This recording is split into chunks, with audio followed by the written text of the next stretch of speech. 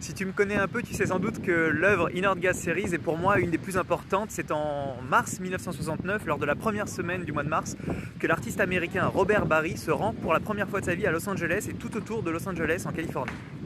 Et cette œuvre consiste simplement en des volumes de gaz nobles, comme l'hélium, qui sont libérés par l'artiste dans l'atmosphère à partir de fioles ou de bonbonnes de gaz. D'abord ici à Venice Beach, puis à Los Angeles et enfin tout autour en Californie et dans le désert.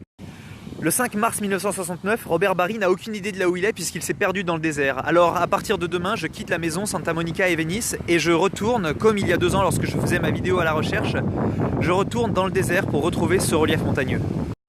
L'an dernier, à la même période, c'est avec Axel que je suis venu, la meilleure d'entre toutes et tous. Et c'est elle qui a eu l'idée que peut-être que Robert Barry, puisqu'il ne sait pas où il était, peut-être qu'il n'était pas encore réellement dans le désert Moab, peut-être qu'il était encore dans la partie des montagnes de San Bernardino et avant. Ici, bon, le temps n'est pas très clair, mais je vois rien qui ressemble au relief que je cherche. C'est pas la même ligne. Après une nuit dans un motel à Barstow et ce matin le café au Bagdad Café, donc des endroits que je sais situer sans problème sur la carte, des endroits fameux, je me dis que la stratégie à adopter pour retrouver l'endroit où Robert Barry dans les années 60 s'est perdu, c'est peut-être justement de me perdre moi aussi. De cette manière, j'arriverai peut-être finalement à faire coïncider ce relief que j'ai depuis des années sous les yeux et tout autour de moi à celui-ci que j'ai dans la main et devant moi. Si cette œuvre, Inert Gas Series, m'anime autant, c'est que derrière son air de 3 fois rien, d'une bonbonne d'hélium posée comme ça au milieu du désert, c'est que j'y vois quelque chose de beaucoup plus fort, beaucoup plus riche, absolument politique et passionnant. Sans y penser, mais c'est tout à fait heureux, je viens de dire, j'y vois quelque chose. Alors je vois quelque chose là où précisément l'œuvre, puisque c'est une sculpture constituée d'hélium et de rien d'autre, échappe à mon regard. Je vois quelque chose dans l'invisible. Voilà donc apparaître une question tout à fait cruciale pour moi, c'est la question de ce qui est précieux. Qu'est-ce qui est précieux dans ce monde? Ce qui est invisible à mon regard, n'est-il pas plus précieux justement que ce que je peux voir avec les yeux? Et puisqu'elle est gazeuse et constituée exclusivement d'atomes d'hélium, cette œuvre, en plus d'être invisible, voyage. Elle se répartit et se diffuse tout autour du globe depuis les années 60 et ce de manière homogène. Alors là, pour moi, c'est un régal puisque ça veut dire que, sans doute, à ton insu, tu en as respiré quelques atomes sans le savoir ni sans le voir. On a donc une œuvre qui est là quelque part dans la nature et dans les airs avec moi, et avec toi aussi où que tu sois, puis de l'autre côté du monde, tout ça à la fois. Une œuvre que chacun et chacune respire d'un seul et même souffle.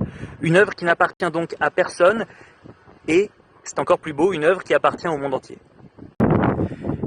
Et finalement, à titre personnel, c'est une œuvre importante parce que j'imagine que tu sais mon goût des histoires, des récits et de la manière dont on peut leur donner vie. Alors cette œuvre-là, elle m'habite, elle habite à l'intérieur de moi quelque part aussi et elle me fait penser notre monde et l'histoire des formes et des idées différemment.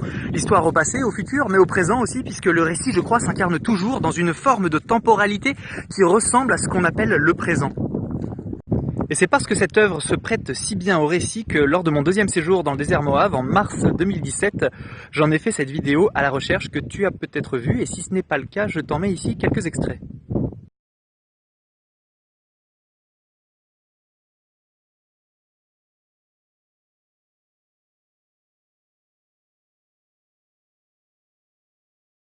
Après une bien courte nuit au milieu du désert, je me rappelle que si c'est la 4e fois que me voilà à me promener par ici, c'est qu'avant de venir l'an dernier, en 2018, accompagné d'Axel, et en 2017 seul pour faire ma vidéo, il y a eu une première fois.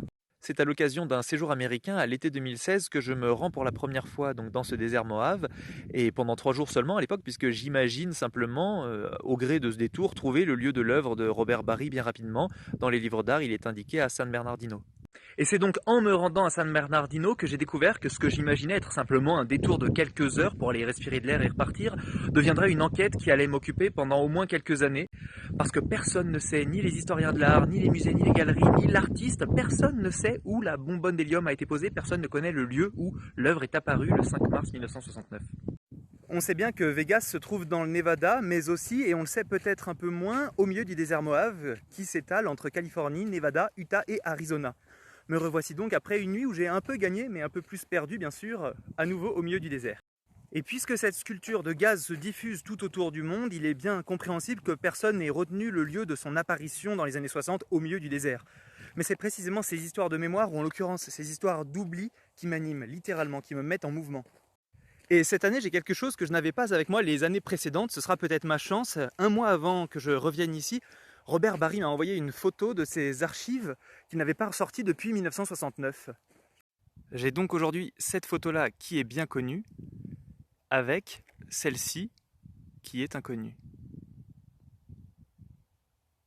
Ça aurait pu simplement ajouter à ma recherche bien impossible quelques complications, mais heureusement ce n'est pas le cas car je reconnais ce relief atypique ici dans cette nouvelle photographie. Je peux donc les superposer, c'est à cet endroit-là, et ça ajoute à cette ligne que je connaissais par cœur quelques indices supplémentaires. Là maintenant j'ai peur, et pourtant dans ce désert il m'arrive assez rarement d'avoir peur, parce que ce désert d'abord est fort sympathique ma foi, puis aussi parce que souvent je n'ai pas peur de me perdre car je marche tout droit avant de faire demi-tour au bout d'un moment. Et là voilà une demi-heure sans doute que j'ai croisé exactement ce même arbre posé au sol, ce Joshua Tree, vraiment celui-là, mais voilà une demi-heure en marchant droit pourtant. Après une nuit dans mon motel à Barstow, ville étape entre Los Angeles et Las Vegas, traversée par la route 66 et idéalement située pour moi, car au beau milieu de ces déserts Moaves, j'ai repris la route de bonne heure ce matin car nous voilà le 5 mars 2019 et l'œuvre a aujourd'hui précisément 50 ans. Et si sur les traces de cette œuvre j'ai mis le pied pour la première fois dans ce désert à l'été 2016, ce voyage je l'ai en vérité commencé bien avant, des années avant d'ailleurs. Je me souviens pour mon diplôme à la fin des Beaux-Arts, raconter non pas seulement 5 ans de pratique vécue à l'école, mais d'abord et principalement 5 ans de ce que j'allais faire ensuite après l'école. Et je me souviens dire au jury de mon diplôme que le 5 mars 2019, je retournerai respirer l'air à l'endroit où Robert Barry, lui, a posé sa bonbonne 50 ans plus tôt. Je me souviens aussi que lors de mon échange universitaire à Montréal, en 2014, on avait un cours d'art numérique où on devait faire des gifs et je m'étais amusé à introduire l'image de mon corps dans des images fameuses de l'histoire de l'art. Alors bien sûr, je m'étais rajouté à la photo de Robert Barry et quand j'y pense, ce n'est pas si différent de ce que je cherche à faire aujourd'hui, sauf que là, je le fais en déplaçant mon corps. Et j'imagine avoir découvert cette œuvre d'art pour la première fois en 2011 ou en 2012 dans mes cours d'histoire de l'art en première année aux Beaux-Arts de Lyon, donc assis dans un amphithéâtre, je pense que je devais déjà quelque part faire le voyage en rêve ou en pensée. Souvent s'est posé la question de savoir ce que je ferais si un jour je trouve le lieu où Robert Barry a réalisé, il y a 50 ans, son œuvre In Art Gas Series. Et cette question qui ne paraît pas si compliquée se trouve pour moi ne pas être si évidente que ça non plus. Mais avant d'y répondre, je vais te dire ce qu'en mémoire de cette expérience et de ces voyages, je garde. D'abord, la gentillesse et le temps de cette femme inconnue qui, en 2016, m'a sorti du sable où je m'étais retrouvé coincé en voiture le premier soir où j'entrais dans le désert Moave. L'incroyable impression de déjà-vu aussi en retrouvant les peintures d'Edward Ruscha mais devant moi à travers le pare-brise et pour de vrai dans le décor. Les ossements d'animaux que personne n'a jamais vus mais qu'on peut pourtant observer dans un petit musée familial de la ville de Barstow. La sympathie des cuistots du Bagdad Café qui sont comme moi prêtés au jeu en tentant de reconnaître les reliefs alentours en sortant avec moi autour de leur café. Je garde aussi en mémoire le prix reçu et la bourse qui m'a permis plus tard d'y retourner en 2017, pendant plus longtemps et cette fois-ci avec un véhicule tout trop motrice. Merci tellement les Beaux-Arts de Lyon, la famille quoi. Et malgré ce véhicule, les dérapages incontrôlés après une tempête de neige, en pleine nature, un pneu crevé, la nuit qui tombe, les routes barrées, le lièvre heurté, pardon, 1000 fois pardon, les œuvres de Land Art, magnifiques et terrifiantes à la fois. Du séjour de 2018, je garde en mémoire revenir avec la formidable Axel, celle que j'appelle ma sœur. Ses idées, son intelligence, sa patience et sa passion. Et puis, surtout, son style.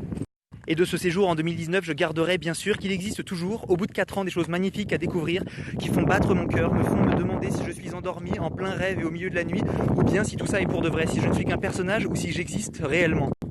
Et ce désir, brûlant, de revenir avec toi, juste ici. Car j'imagine que tu as compris que j'avais trouvé finalement. Et que derrière cette photographie se cache le décor qu'elle te présente également. Aussi, j'espère que tu comprendras que je préfère ne pas te le montrer. J'aime mieux te le dire, te le raconter pour te laisser l'imaginer. Finalement, à la question de savoir que faire le jour où je trouverai le lieu de l'œuvre de Robert Barry, là encore, je pense que tu as compris. Je n'ai pas la réponse. Je n'ai pas la réponse, mais ça me va très bien car te le raconter me suffit amplement.